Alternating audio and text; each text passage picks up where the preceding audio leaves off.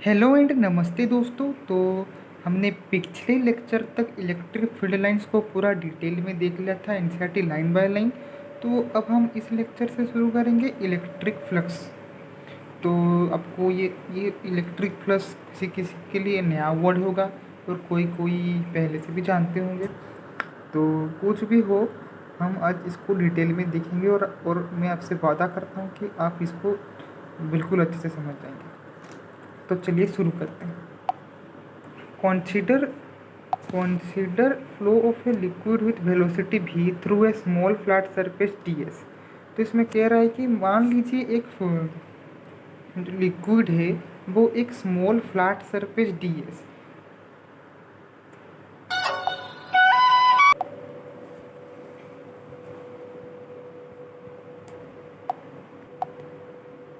तो एक small flat surface ds से एक मान लीजिए लिक्विड फ्लो कर रहा है in a direction normal to the surface. The rate of flow of liquid is given by the volume crossing the area per unit time। तो वो जो वाटर फ्लो कर रहा है वो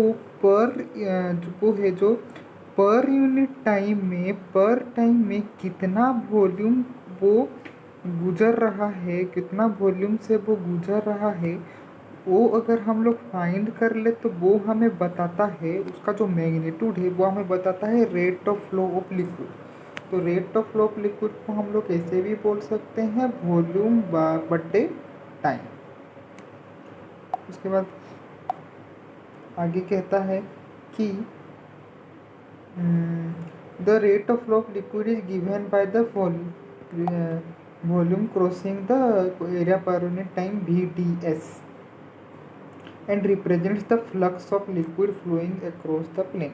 और इसी को हम लोग बोलते हैं फ्लक्स ऑफ लिक्विड। मतलब जो जैसे कि इस केस में वाटर जा रहा था एक पाइप में, तो वो पर सेकेंड में कितना वॉल्यूम क्रॉस कर रहा है, मतलब वो पर टाइम पे वो कितना वॉल्यूम क्रॉस कर रहा है तो वो जो मैग्नीट्यूड निकलता है उसी को हम लोग फ्लक्स कहते हैं। तो जैसे हमने इसमें वाटर माना, अगर मान लीजिए एक वायर में ऐसे ही इलेक्ट्रॉन फ्लो करता है तो वो केस में हम उसको इलेक्ट्रिक फ्लक्स कहते हैं। तो आगे देखते हैं। If the normal to the surface is not parallel to the direction of flow of liquid that is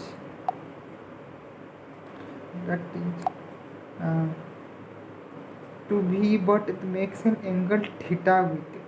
मतलब बोल रहा है if the normal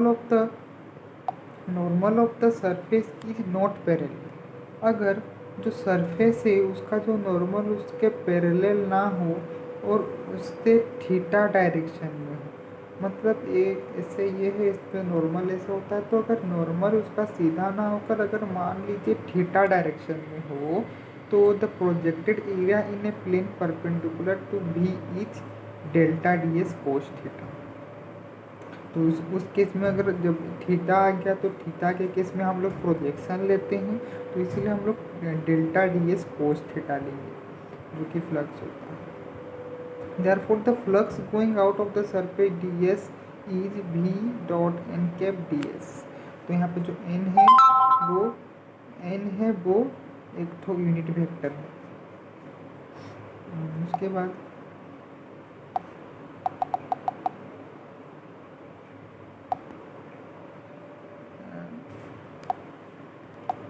तो आगे बोलता है for the case of the electric field we define an analogous quantity and call it electric flux. तो जिस तरह हम लोगों ने अभी ऊपर वाटर का केस लिया, वाटर ऐसे फ्लो कर रहा था, ऐसे इलेक्ट्रिक फील्ड के केस में हम लोग एक एनालोजियस क्वांटिटी को मानते हैं। We should however note that there is no flow of a physical observable quantity unlike the case of liquid flow। तो जिस तरह वो केस में एक तो फिजिकली ऑब्जर्वेबल क्वांटिटी फ्लो करता था जो कि वाटर फ्लो करता था, लेकिन ये इलेक्ट्रिक फ्लक्स के केस में वो कुछ ऐसा हम लोग फिजिकली ऑब्जर्वेबल क्वांटिटी नहीं होता, ये थोड़ा अलग ही होता है। तो फिर आगे बोलता है In the picture of electric field lines described above, we saw that the number of field lines crossing a unit area placed normal to the field at a point is a measure of the strength of electric field at the point. तो इसमें कहता है कि जो number of field lines होते हैं, मतलब मान लीजिए ये एक ऐसा है, तो इसमें से मतलब कुछ भी ऐसे कंडक्टिंग बॉडी या कुछ भी है, तो इसमें से जितना इलेक्ट्रिक फील्ड क्रॉस कर रहा है पर यूनिट एरिया में, इसका इतना एरिया में जितना इलेक्ट्रिक फील्ड क्रॉस कर रहा है normal to the field of the point measure of the strength, तो वो जितना इलेक्ट्रिक फील्ड इसमें क्रॉस कर रहा है वही उसका स्ट्रेंथ ऑफ इलेक्ट्रिक फील्ड बताता है। जैसे कि ये अगर हम आपको रिलेटिव के हिसाब से बोल दे, तो मान लीजिए ये एक तो सरफेस है, इसमें से only one electric field cross किया, और ये बी है, इसमें टू ऐसे क्रॉस किया, और एक तो सी है, इसमें 3 ऐसे क्रॉस किया।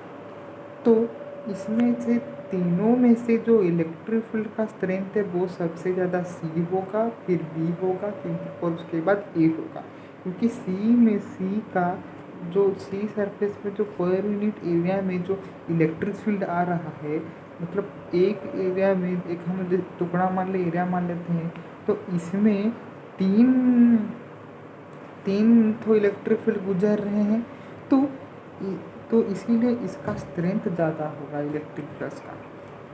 समझ में आ गया? अब हम लोग आगे बढ़ते हैं।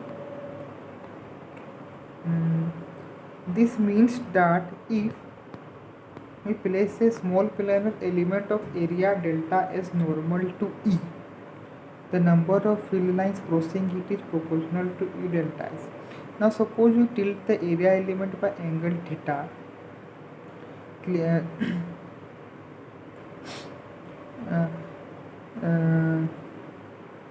the area element will be smaller.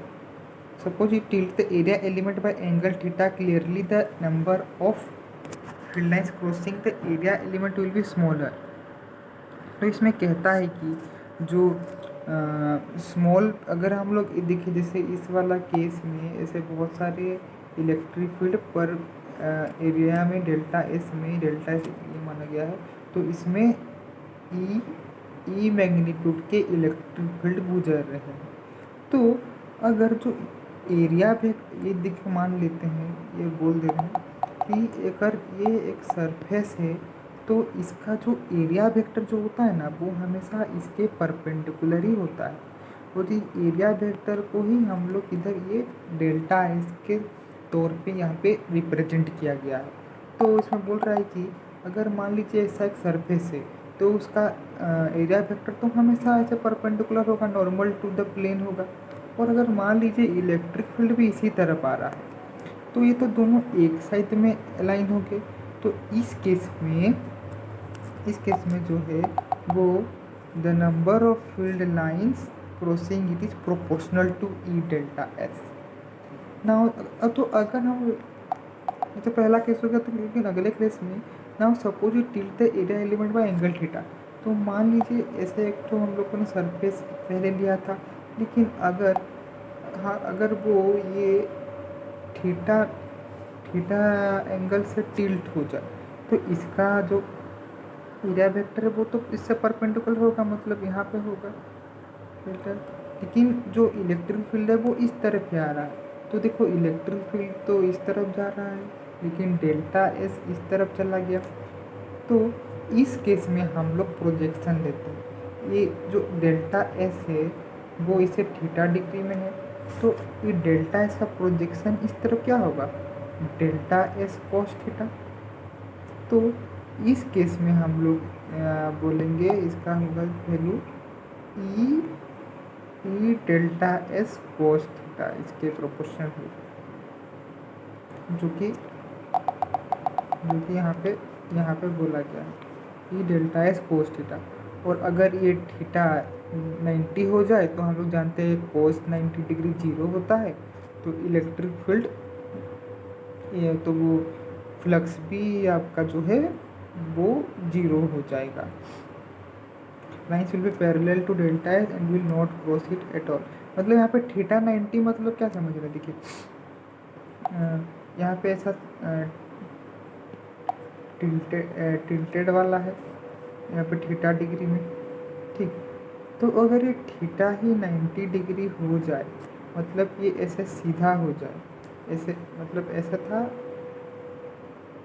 था ठीक थीटा डिग्री में, तो अगर ये 90 डिग्री पूरा ऐसे टिल्ट हो जाए, तो देखो इसका भी तो जो एरिया वेक्टर है वो इसके परपेंडिकुलर ही होगा ना, मतलब इसे नॉर्मल होगा।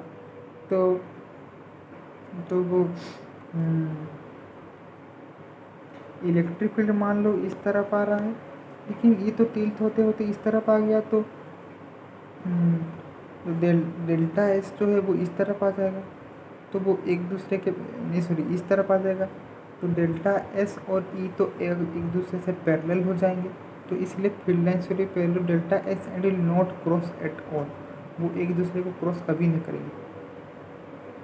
तो वही इसको मतलब मैंने आपको रिप्रेजेंट ऐसे एब्स्ट्रैक्टली आपको मैंने समझा दिया कि थीटा अगर 90 होगा तो क्या होता है।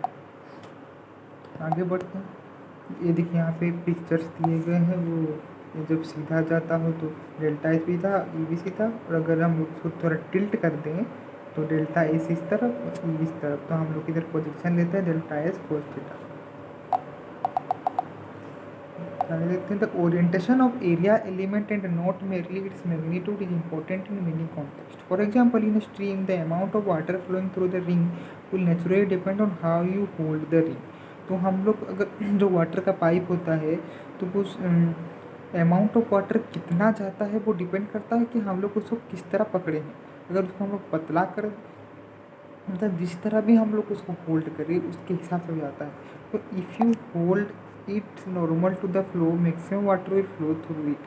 Then if you hold it with some other orientation, तो अगर हम लोग उसको होल्ड इट नॉर्मली कर नॉर्मल टू द फ्लो के हिसाब से पकड़ेंगे तो उससे में से मैक्सिमम वाटर जाएगा। लेकिन अगर हम लोग उसको दूसरे तरीके से पकड़े तो वाटर का लेवल कम जाएगा, मतलब उतना वाटर नहीं कंपैरेटिवली नहीं आएगा। So this shows that an area element should be treated as a vector. It has a magnitude and also has a direction.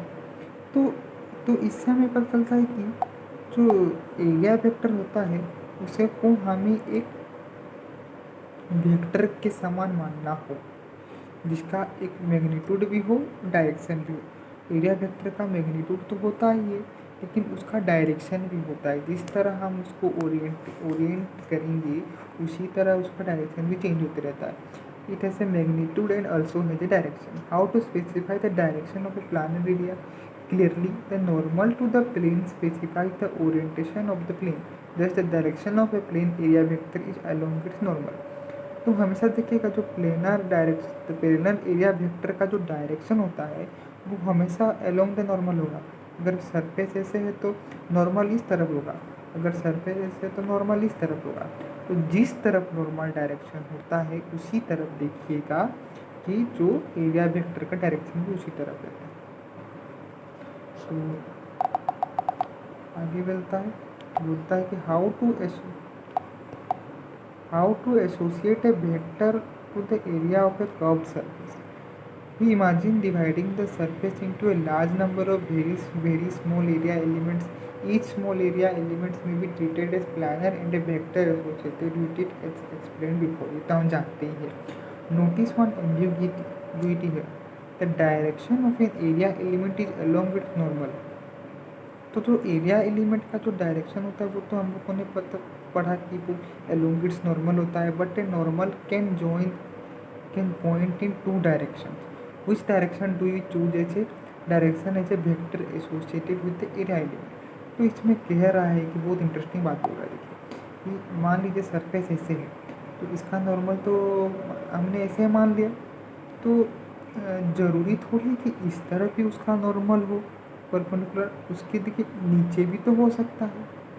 तो लेकिन आप इस केस में कंसिडर क्या करेंगे? अगर मान लीजिए ये एरिया वेक्टर हम लोग ने इसको माना और ई मान लीजिए इस तरफ जा रहा है, तो इसमें तो दोनों पैरेलल हो रहे हैं, लेकिन अगर हम लोगों ने दूसरा केस में अगर इसको हम लोगों ने एरिया वेक्टर माना और इलेक्ट्रिक फील्ड इस तरफ जा रहा है, तो ये दोनों तो एंटी पैरेलल हो गए, तो दोनों में तो फ़र्क हो रहा है। तो इस केस में हम लोग क्या करेंगे, तो इसमें बोल रहा है कि we choose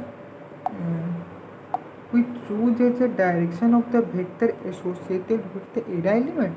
This problem is resolved by some convention appropriate to the given context. For the case of a closed surface, this convention is very simple. तो क्लोज्ड सरफेस के केस में तो हम लोग अगर क्लोज्ड सरफेस होगा, ऐसे एक मान लीजिए स्फीयर हुआ, तो इसमें तो हमेशा इसके बाहर ही जाएगा। अगर ऐसे क्यूब हुआ तो इसमें तो हमेशा ऐसे ऊपर इस तरफ ऐसे ही होगा। लेकिन अगर क्लोज सरफेस ना हो के ऐसे मतलब जैसे ट्रायंगल उंगल हमने मतलब ऐसे रेक्टेंगल ऐसे देखा, तो इसमें तो इस तरह भी हो सकता है, इस तरह भी हो सकता है।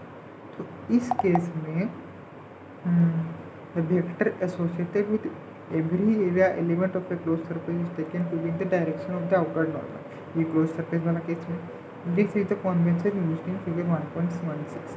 जैसे area element vector d s at a point in the close surface delta S and delta is magnitude of the area element and is the unit vector, तो आपको पता ही होगा। Now we now come to the definition of electric flux. इसमें कुछ बोला नहीं है क्या शायद कि,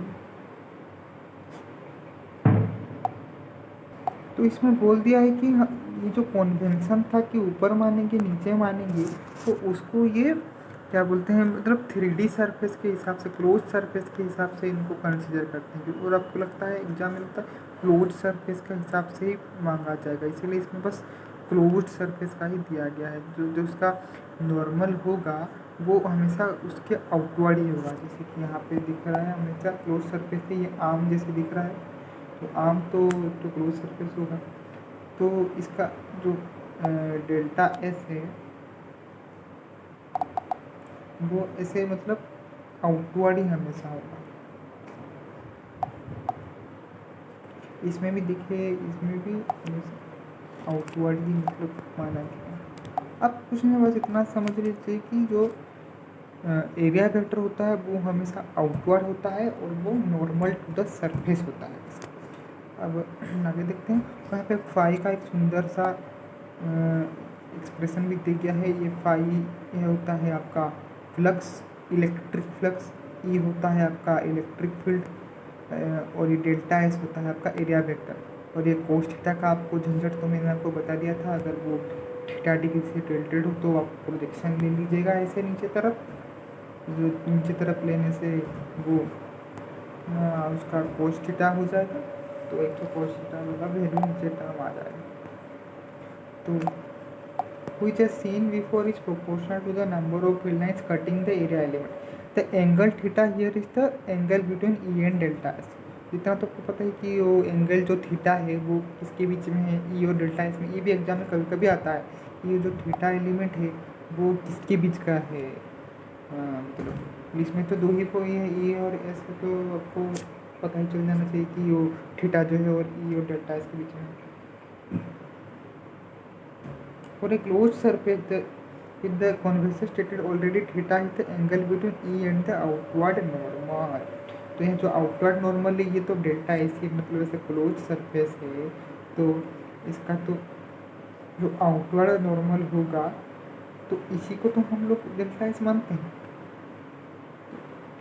और ई मान लीजिए इस तरफ है, ठीक, तो इसके बीच में जो थीटा है वही ही तो एंगल है, उसी को ही थीटा माना गया। बस इसमें नया टर्म लिख दिया है कि वो जो normal to the area element, ऐसे the outward normal to the area element, ये वही नॉर्मल ही है। तो एरिया वेक्टर और ई के बीच में जो बीच का जो एंगल होगा, और नहीं भी होगा तो कुछ भी है, उसका जो बीच में जो एंगल होगा उसी को बोलेंगे हम लोग थीटा, हमेशा यूज कीजिएगा। ई कोस थीटा। तो हम लोग को फ्लक्स का फॉर्मूला मिल गया। फ्लक्स का होता है ई इंटू डेल्टा एस। ये याद रखिएगा, बहुत इंपॉर्टेंट है। इसमें एग्जाम में इसमें से पक्का आता ही आता है, बहुत बहुत कड़क टॉपिक है ये। उसके बाद बोलता है कि projection of area normal to E, और E delta S is a component of E along the normal to the area element times the magnitude of the area element. The unit of electric field is newton पर coulomb metre square. तो इसका जो flux का जो electric flux का जो unit है वो न्यूटन पर coulomb metre square. The basic definition of ये भी यूनिट भी याद कर लीजिएगा, 1 मार्क से MCQ आ सकता है इसमें। The basic definition of electric flux given by equation is 1.11 can be used in principle to calculate the total flux through any given surface. All we have to do is to divide the surface into small area elements, calculate the flux at each element and add them up. Thus the total flux of the surface is equal to E delta. तो अगर जो equation जो ये total flux अगर हम लोग एक given surface पे फाइंड करना होगा तो हमें तो इतना तो पता है कि जो एक पर्टिकुलर एरिया में कितना इलेक्ट्रिक फील्ड आ रहा है, तो पर्टिकुलर एरिया में वही होता है हम लोग का इलेक्ट्रिक फ्लक्स। तो ये तो बस एक एरिया मतलब एरिया का हुआ, तो इसमें तो ऐसे बहुत सारे n नंबर ऑफ एरिया होंगे। तो अगर हम लोगों को हम लोग पर्टिकुलर एरिया से कितना फील्ड आ रहा है, ऐसे e delta S1 plus e delta S2 up to E delta S1n तक कर दें तो हमें टोटल पूरा सरफेस का इलेक्ट्रिक फ्लक्स पता चल जाएगा। हमें पता चल जाएगा कि पूरा सरफेस में कितना फ्लक्स गुजर रहे हैं। तो बस वही दिया गया है, इसमें यहाँ पे सिग्मा लगाया गया है ताकि जो कि समेशन दिखाता है e delta s plus e delta s plus e delta s plus e delta s plus infinity n तक जितना भी इसमें हुआ। तो नॉर्मली मतलब ये बोल रहा है कि phi is equal to E delta s. अब ये फॉर्मूला याद रखिएगा, ऐसे अगर मल्टीपल ये होंगे तो आप ऐसे उसको जोड़ते चले जाइएगा तो आपको बस का उत्तर मिल जाएगा फ्लक्स का। तो the approximation sign is put because the electric field is taken to be constant over the small area element. This is mathematically exact only when you take the element delta is equal tends to 0 and the sum in equation 1.12 is written as an integral. तो इसमें जो sign हम लोग को approximation sign दिया गया है वो इसके लिए दिया गया है क्योंकि electric field is taken to be constant over the small area.